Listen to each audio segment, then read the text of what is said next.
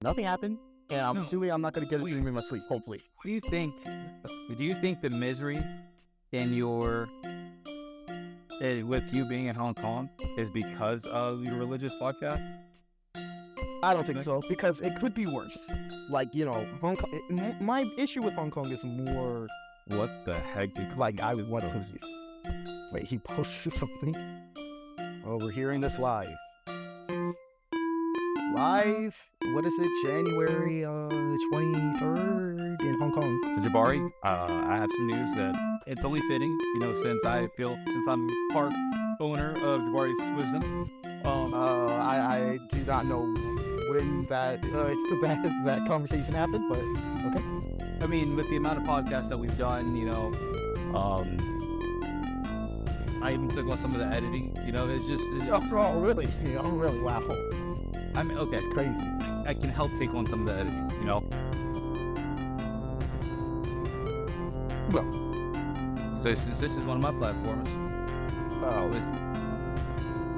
what? no, continue. So since this is one of my platforms, I feel like it's only right that this is the first place where it's announced, where it's stated. Since this is half my platform. I'm gonna need to see that in writing. Oh, I can send it to you in writing. And with my signature on it. Oh yeah, it's easy. So No, it's not. Have you seen my signature? yes. We went to college together, or we went to school together. So No, my signature is chain system. we are. It actually looks pretty nice now. It used to look super bad, but now it's pretty okay, I think. The more lazy you get with a signature, the better it gets. Yeah, it's where it says for partners in this venture.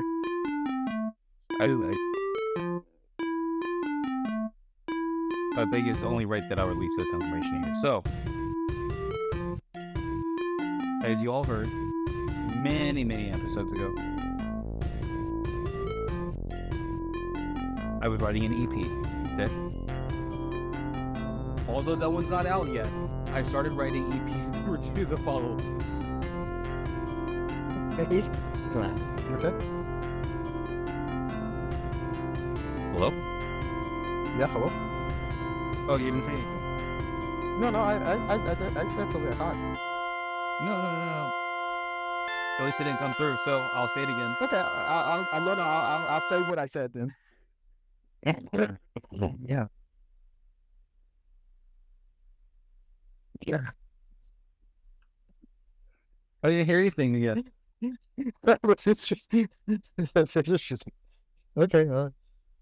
Okay. Yeah. All I'm saying is that first EP was when you announced the first one, that was like back in that's like back in 2020, 2021 maybe.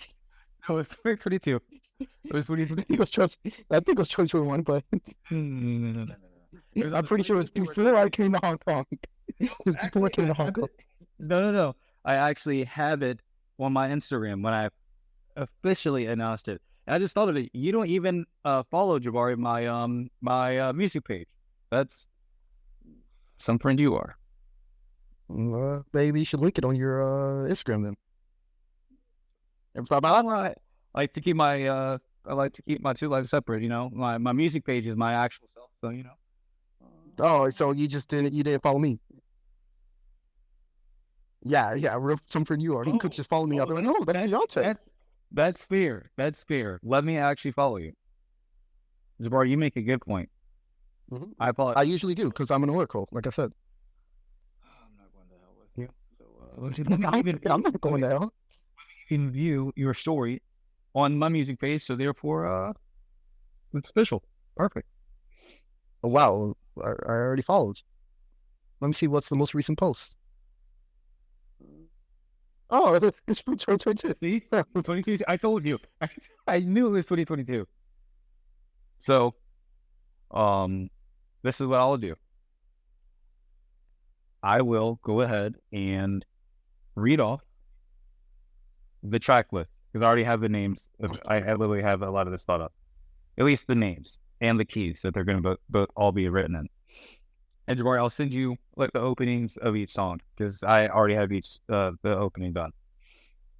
And by the opening, I really just mean the opening chord. I have not named the EP yet. However, song 1, okay, song 1 is titled "Last Rites." Okay, that will be written in D sharp minor. Okay. I'm sure the viewers know exactly what you're saying right now, with the minor and the major and. But you do. The key. I'm talking to you, not them. Oh, okay. Oh yeah, okay, yeah, sure. So track 1, The Vigil, is going to be written in the key. Track 2, Last Rites, is going to be written in the key. Track 3 is an overture. You know, all the melodies of each song on the EP is all going to. Yeah, I love when albums do that. It's not as common as I would like, you know. So yeah. Thank you. Track 4 is In the Garden, okay, and that's going to be written in the key. And track number 5, The Spinal Mass, that's going to be written in the key. So it's obviously religious influence as far as, you know, the titling, right? I'm going to take a lot of composition techniques that was used back in the Baroque era when it came to, you know, masses and things like that. Throw in a little bit of romantic influences on the overture. Are you going to use that fancy piano? I forgot what it's called. Not mandolin, whatever the piano that they use. No, that's in the harpsichord. Yeah, the harpsichord. I just might, honestly. I didn't plan on it, but I'll probably use it in the overture. I'm going to have to like find somebody who actually has one, and knows how to play it efficiently or proficiently. That's going to be hard. I'm going to have to pay a lot of money for that. Oh, there is another slight, probably way ahead of time than it will actually happen, announcement for the viewers. Unofficially, Anthony might be helping me make the greatest album of all time, you know. You might just hear Jabari on stage in the next 2 years. Yeah, that's actually going to be really fun.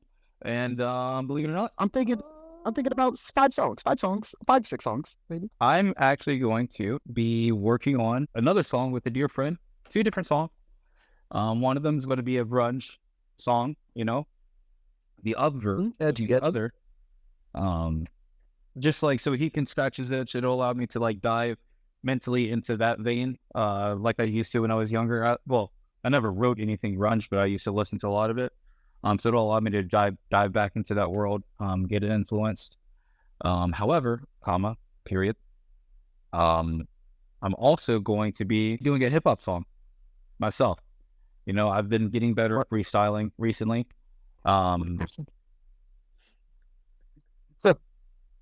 Interesting. What's the age, Marcus? Yeah, I look forward to it. I really look forward to it.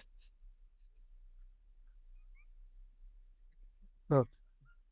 I mean, it seems like that's a pretty what do they call it? That's a canon event for all Black people. I'm glad you're having your canon event now, making a rap song. I can't wait to hear what you say. If I'm being honest, let me clarify that one a little bit more. It's going to be in the guise of Juice WRLD, Trippie Redd, Playboy Cardi. As long as your freaking producer tag is,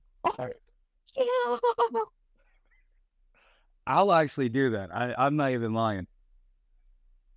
I'll just pitch down Anakin's voice just a little bit and do it that way. It better be on my songs. I want it on every single song. Every single. And then the beat drops. Oh yeah. Oh man. But yeah, so this year is going to be a musical year. Fun fact, everybody. Is that your I think we might have, did we do that one year where I asked about your New Year resolutions? I mean, it's a long time since New Year's happened, but you know, do you have any New Year's resolutions other than guess making the EP? Even though well, so my resolution is to finish EP1, get to starting Nice. EP2. EP2 number 2 may not be out until next year. Possibly this year. It depends, because after I compose both of them, or at least compose the first EP fully, like a lot of it's already composed. I just have to do the rest of it. I'm going to actually find a college that has a pretty decent quartet, that I will pay to actually record it for me live, so I don't have to use sound libraries. And then like I'll have to wait for them to get back to me with that recording while I produce everything else. Mm-hmm. So there's that. This New Year's resolution 1 is finish EP number 1. Number 2, financially, I broke my year up into quarters to give me better financial goals, just to help out a little bit more. Nice. And not just that, but also so this year is kind of like my year of getting in a better financial position, starting my investment path, in different ways, different types of investments, and move forward in my relationship. Things are really good with it. I plan on proposing next year in August. Oh, nice. Congrats. Thank you. Strengthening my Wait. Next year, as in 2025 in August? 2020. Yeah. Why August in particular? Because her birthday is August 17th. My birthday is August 19th. So I was going to propose on August 18th. Wow.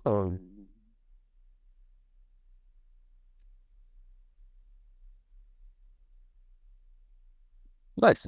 What? What was that? Yeah, I think we broke up. Oh, here's. Oh. And then just hear radio silence. It's well. No. What's your thoughts? I said, oh, that's pretty nice. I think that's exactly what I said. Yeah. So, I Makes sense. Pretty nice. So yeah. So, they're just furthering my relationship, furthering my personal life, just like I'm becoming a better person. Quite honestly. So the 3 resolutions, it seems like, is music, do the EP, finance, get that, get the finances working. And the third one really wasn't a New Year's resolution, but that was just like a future thought. It seemed like. Yeah, because I don't really do New Year's resolutions, because as you and I talked about before, whenever we want to do something, we just we did talk about that. So like that's why I don't really have New Year's resolutions, because I need to look back and see what we did. Yeah, like even me finishing my EP isn't a resolution; it's just like a goal that I set for this year, and not for this year, just a goal that is going to come about this year. You know what I mean? Because I really started composing on it again like 2 months ago, and just fully developing the idea. Well, you should be more like the Oracle, and just fully do the resolutions no matter what, or make them pretty realistic. I guess. I don't know. I feel like I usually do my resolutions. I'm not even usually. I think from what I remember, I've done them. Do you have a resolution for this year?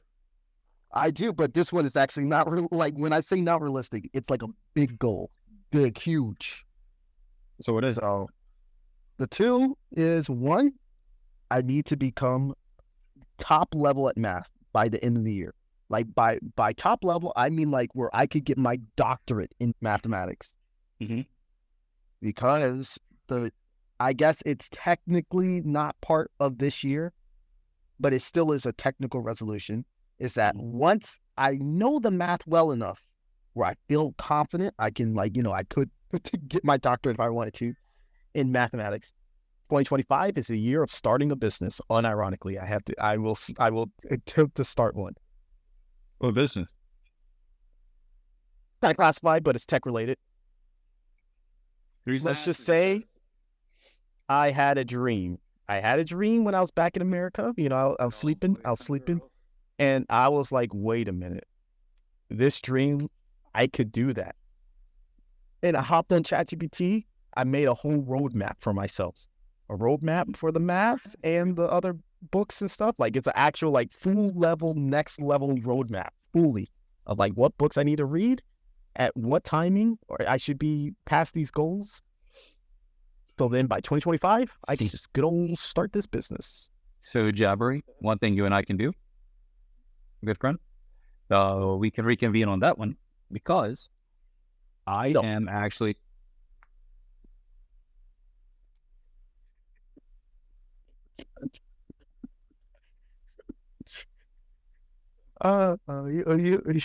You can continue. I'll say no to my like someone came into my room. I was like, no. Oh, You can leave. gotcha. So yeah, you and I, we can reconvene on this later because I'm actually creating, like I'm planting the seed for the first business this year. It is going to take like 1 to 2 years to start up. It's real estate, and yeah, it's a real estate investment business, and then the other one is actually a vending machine as well. Ooh, are you sure you want it? I mean, I'm not trying to jinx anything, but I'm scared. I mean, but then again, I don't know because I've been wrong about everything so far when it has to comes to stocks or stuff. But I'm like, how high can real estate go? It seems like it just keeps going higher, higher, higher. So is there a crash about to happen at some point? So that would be the moment if it did crash. Ooh, that's everything. That's why I want to like that's like it's going to take a little bit to get into because it's not just like the stocks and like the real estate investment stocks that I'm going to be like investing in, but it's also properties as well. So it's like a whole thing, right? So with that being said, I like need to actually sit down with like an accountant. And then as far as the vending machines, a buddy of mine, he took my advice. As far as the vending machine, hello? You didn't even bring that up. You cut me off. So you didn't hear it. So I'm also going to you never brought it up ever. So he did.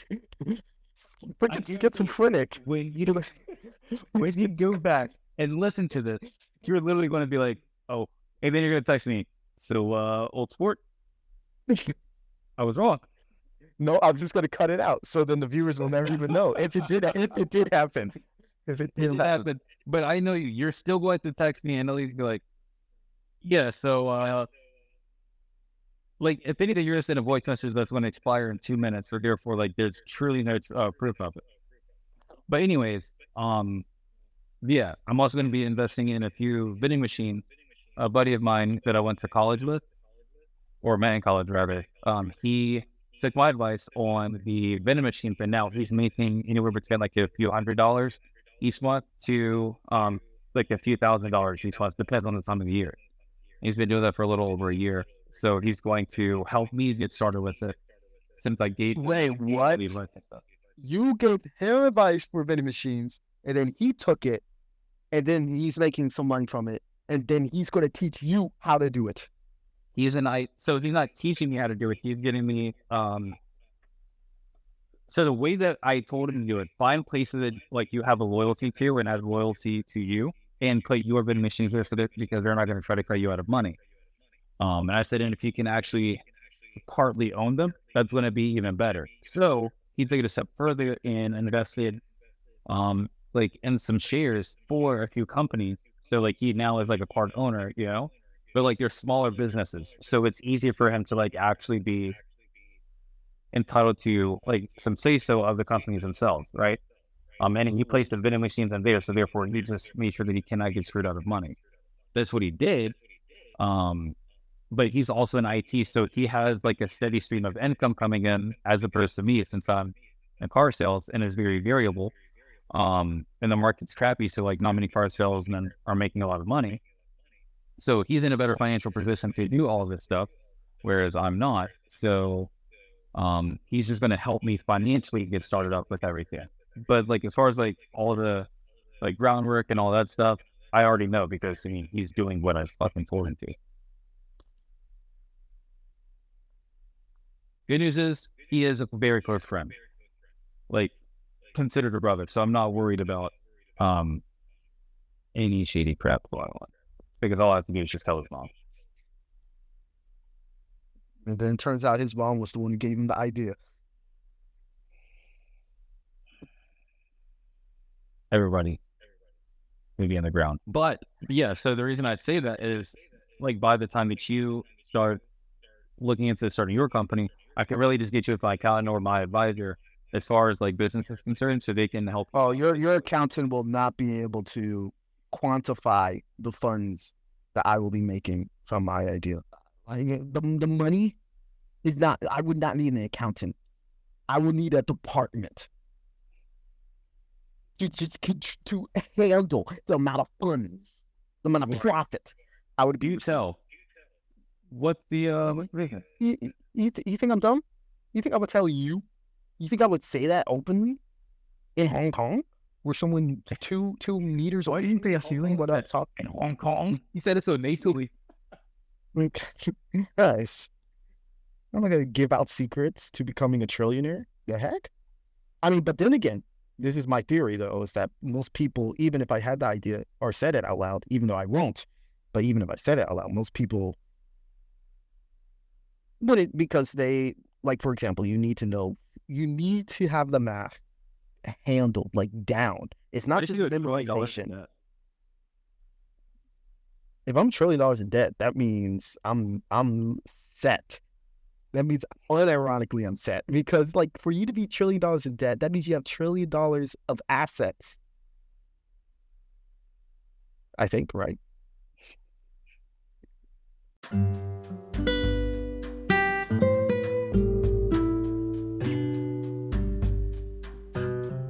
I would assume so. Where you were loaned trillions of dollars. If someone loaned me $1 trillion, that bank deserves to fail. They were loaning you like hundreds of thousands, etc., all that stuff. However, what ended up happening was, like, you costed them money because like there's no people or whatever. You know, that's on them. That's on them. Yeah. And then if it gets too bad, I run back to Hong Kong. I haven't escaped. This was all according to plan. I only came here specifically so I can have a way in. So then, just in case everything goes out of plan, I run back. You know what's funny? I was telling my one of my volunteers at work that you're in Hong Kong. You want to know the first question he asked me? What? Has he met Jackie Chan yet? I keep telling people, don't want to believe it, but I keep telling them that, like, people around here, like, rather they're from mainland or from Hong Kong, I'm like, literally, Jackie Chan is probably the biggest, like, he is Asia. Like, when people think Asia actor, they think Jackie Chan. They don't think anything else. Jackie Chan is the man. But Bruce Lee's dead. No one cares about him. Jackie Chan is better than Bruce Lee anyway. I said it. In every way. In every way. He has better acting. He has better stunts. He has better martial arts. He has better He has better story.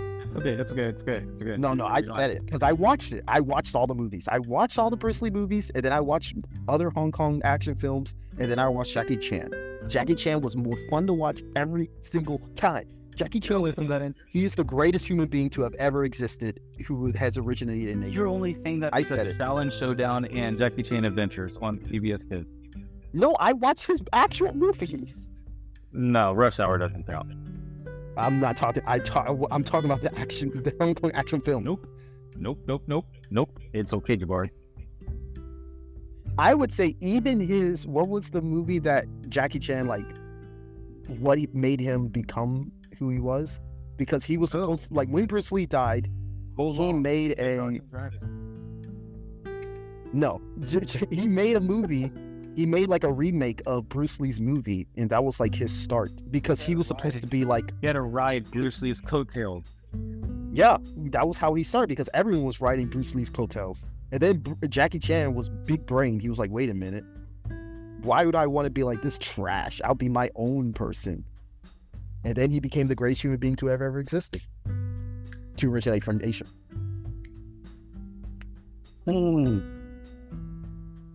Watch any of his old movies. They are. I will watch a Bruce Lee movie followed by a Police Story. Huh?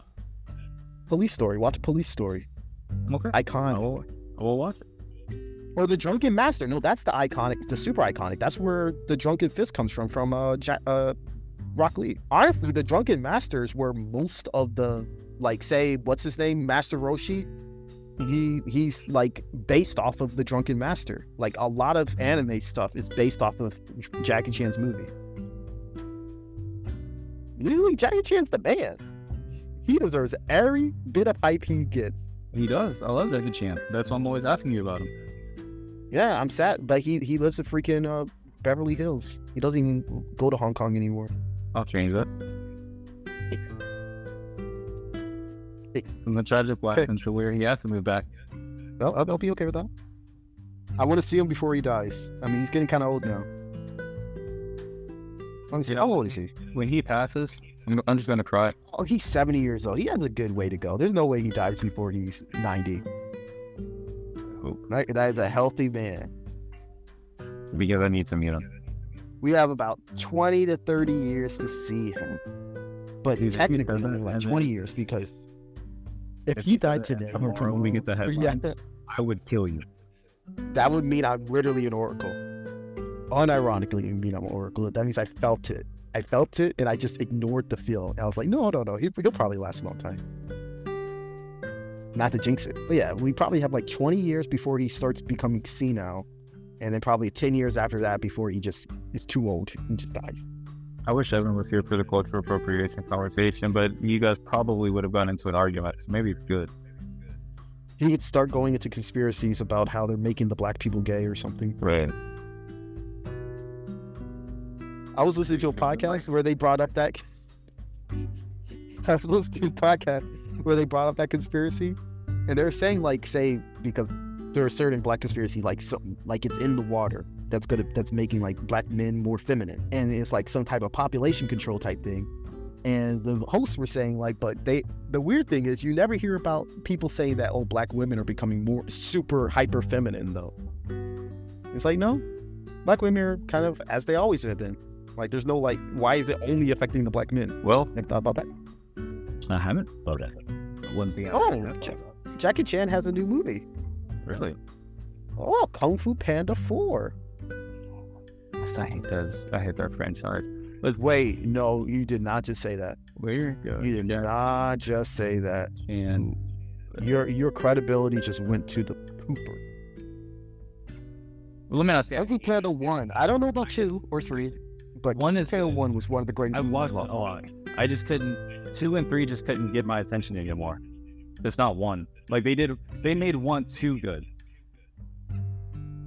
You know what's interesting about these sequels that they do, the money-hungry sequels?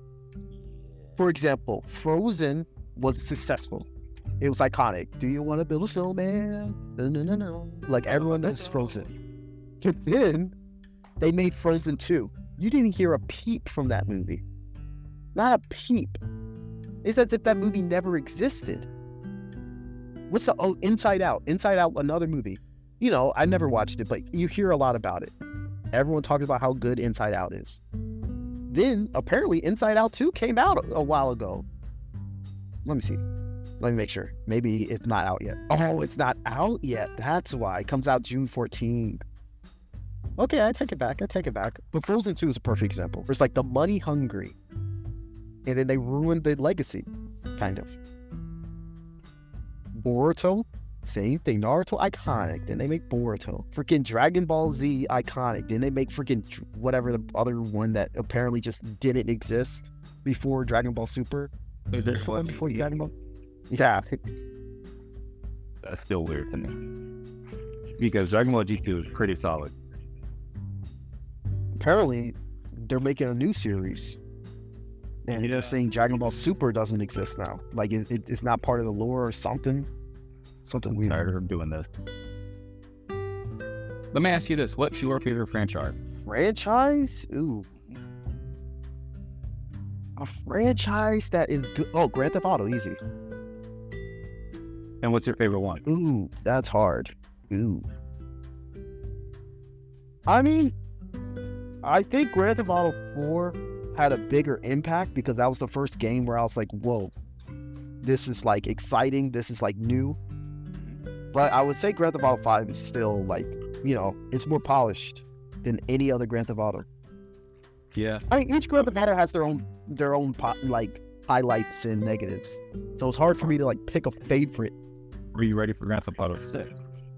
What's weird about it, I don't know if it's because I'm just getting older, but I'm not like as excited for it as I was with like Grand Theft Auto 5. Like Grand Theft Auto 5, I was looking up all the freaking everything. Like I was looking up the freaking maps that people were creating based off of just trailers. I was looking at like all these theories about the story. Like I practically knew the story before I played the game. Damn. Like I was into it. Like I was watching the podcast, I was watching YouTube videos. I was so excited for Grand Theft Auto 5. But then like now, Grand Theft Auto 6, I just don't have the same level of excitement. Like I want to play it, but it's not like excitement. Do you think it's just because you're getting older? I also think because gaming has become a chore now.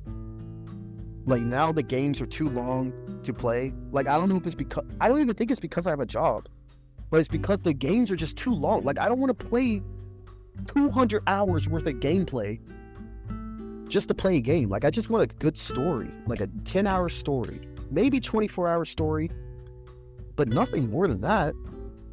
I agree. You're gonna up when it's like, goodness, when is this thing going to? Yeah. Like say, have you played the new Assassin's Creeds?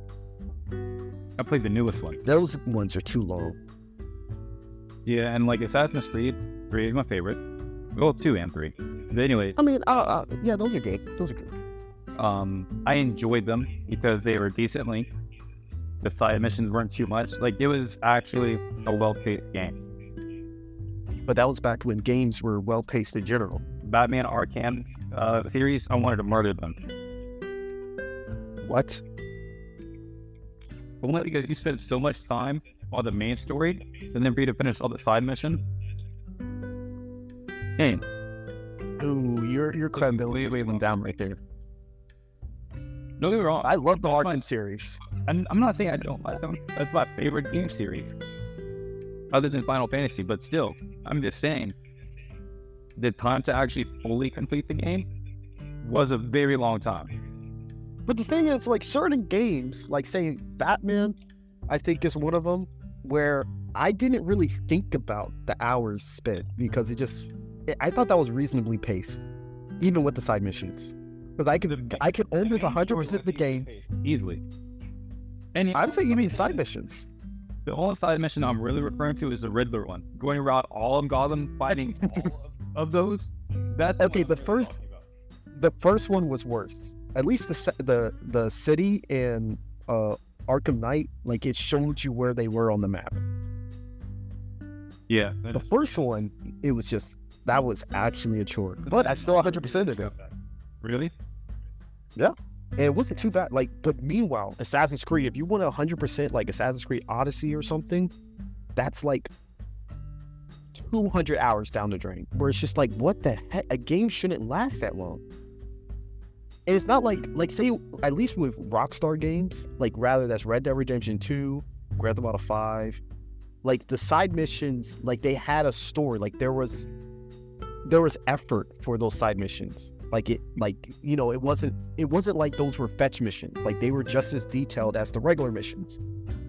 But it seems like nowadays, the side missions are just like, hey, we're going to talk to you for 2 minutes, walk over there, fight some enemies, then walk back, and I'm going to talk to you for 2 minutes again.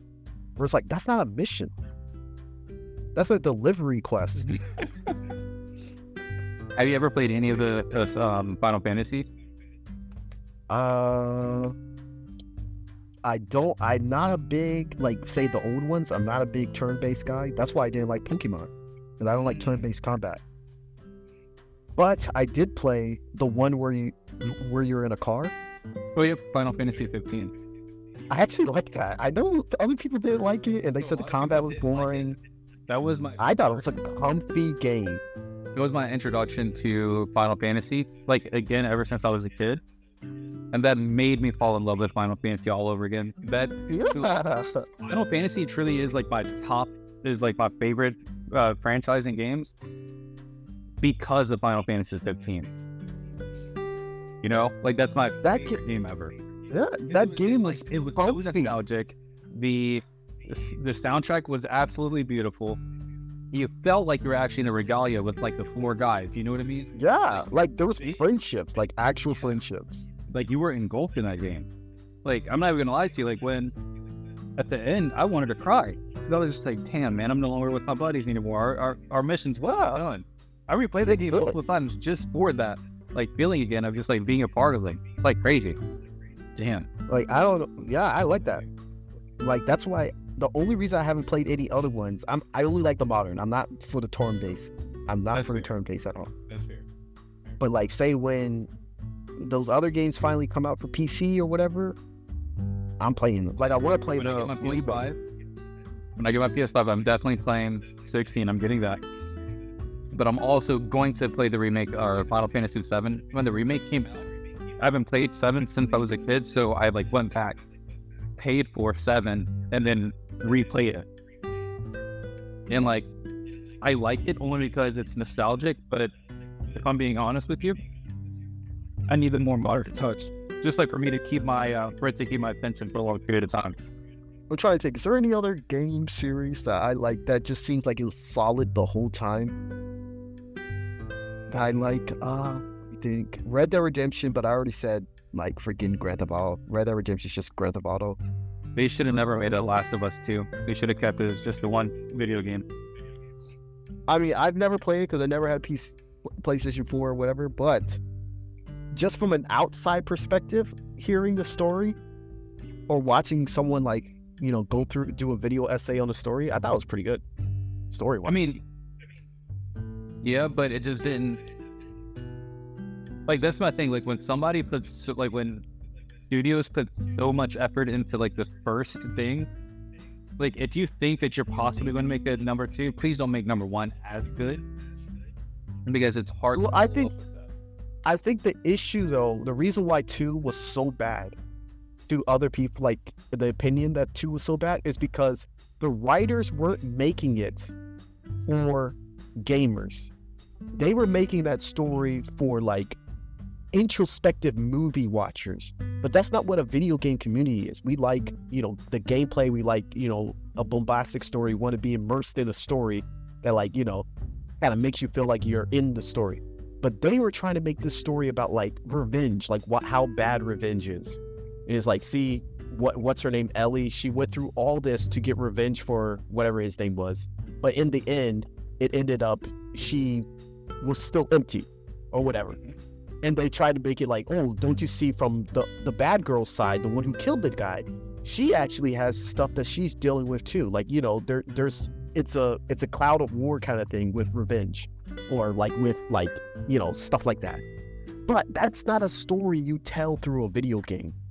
That's a story you tell through, like, a book or through a movie, maybe, or through a series, maybe, but not through a video game. And that was the issue. Like, even though the story was good, the game itself was seen as bad because that's not a story that people wanted for a video game. You know what's funny is whenever I am looking at, like, reviews of games, like when games first come out, everybody was so pissed Yeah. that they made her a lesbian.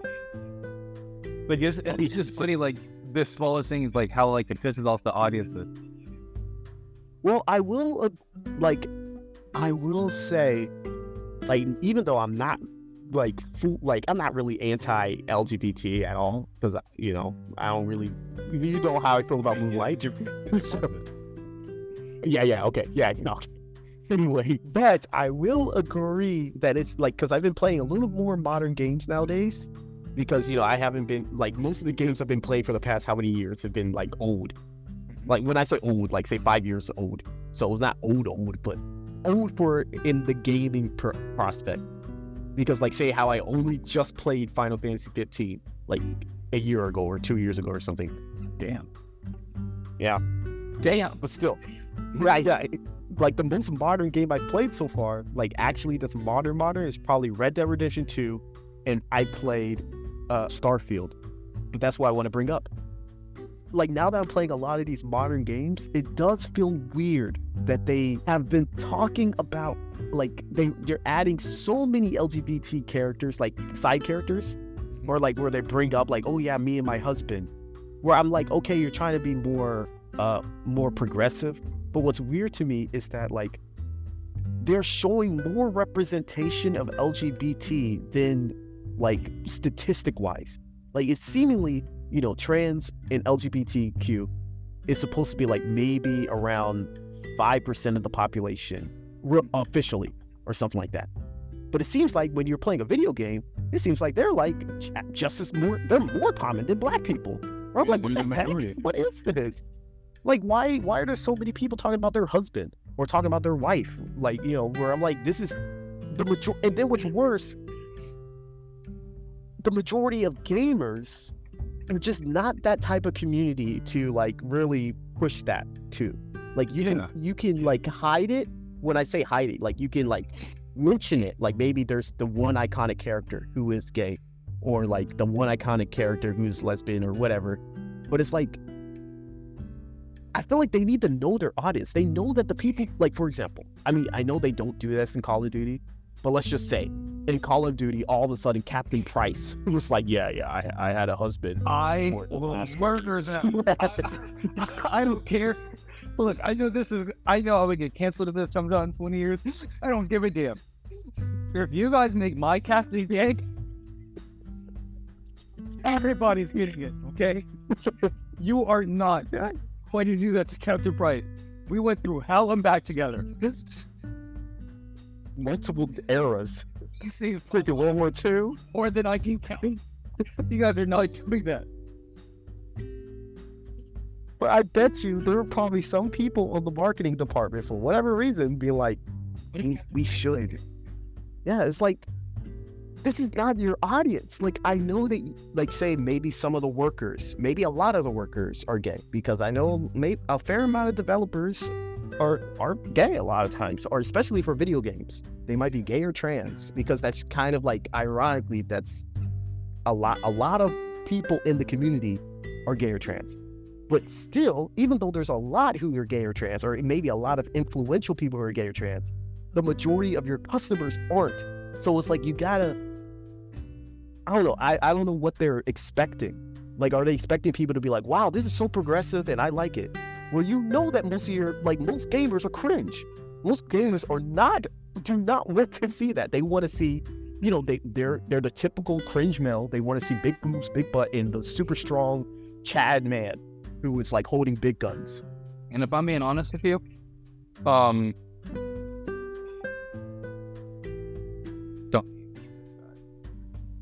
I'm tired of, like, whenever it's like they introduce a gay character, it's always extra.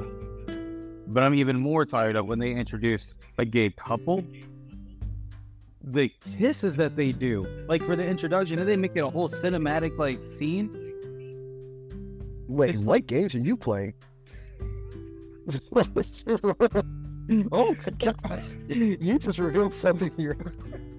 No, it's like some video games I've played before. I can't remember. No, some video games. Yeah, you can't remember what. But I'm going to translate it also to like TV shows as well. It's like in The Last of Us TV show, for example, the guy, Frank, I think his name was, he was never gay in the video game at all. I think he had like a family, or like he was just like a loner, but like they never mentioned a boyfriend or anything. And if they did, it was very subtle. Nobody really caught on to it. They'll play the game multiple times, but like when they showed him in the show, he was still this macho guy, like loner, you know. And then he found, like, there was like a guy that, you know, he finds, blah blah blah blah. He lets him like move in with him. They like fall in love, and then like they start all these passionate kisses and shit. And like the scene is awkward because they like the music, whatever music they have, they play the music very low, so like where you're mainly hearing their noises and shit. And I remember watching it with my girlfriend, and she was like, "Was this in the game?" And I was like, "No, this was not." Wait, you mean The Last of Us? Yeah, I did hear that they made someone gay now. So, how you viewers doing? Oh, yeah. I'm going to end the podcast. See you guys later.